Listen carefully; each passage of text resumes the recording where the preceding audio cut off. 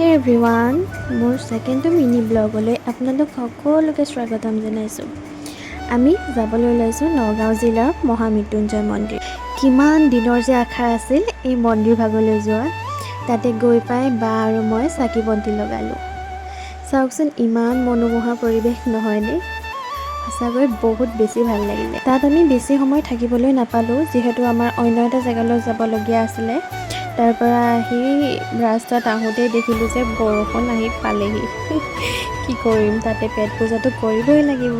তো বা মই, ভিনদেউ আৰু ভিনদেউ ভাই আমি চাৰিটা গৈ পালোঁ হোটেলত গৈ পেট পূজা কৰি আহি আকৌ আৰু এটা জেগাত যাব লাগে, মানে শ্বপিং কৰিবলগীয়া আছিলে।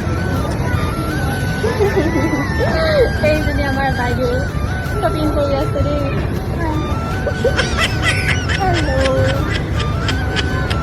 ফাইনেলি আমাৰ বজাৰ কমপ্লিট হৈ গ'ল। 1 ঘণ্টামান লাগি এতিয়া বা ভিনদেউ ধুনীয়াকৈ ৰখি আছে দেই। ভিনদেউ ক'ব নোৱাৰে বাৰু, মই ভিডিঅ' কৰা বহুত লাজ কৰে, নহ'লে তেওঁ। আজিলৈ ইয়াতে সমাপ্ত কৰিছোঁ। আকৌ এদিন লগ পাম নতুন এটা মিনি ব্লগৰ সৈতে। এতিয়া বাই বাই।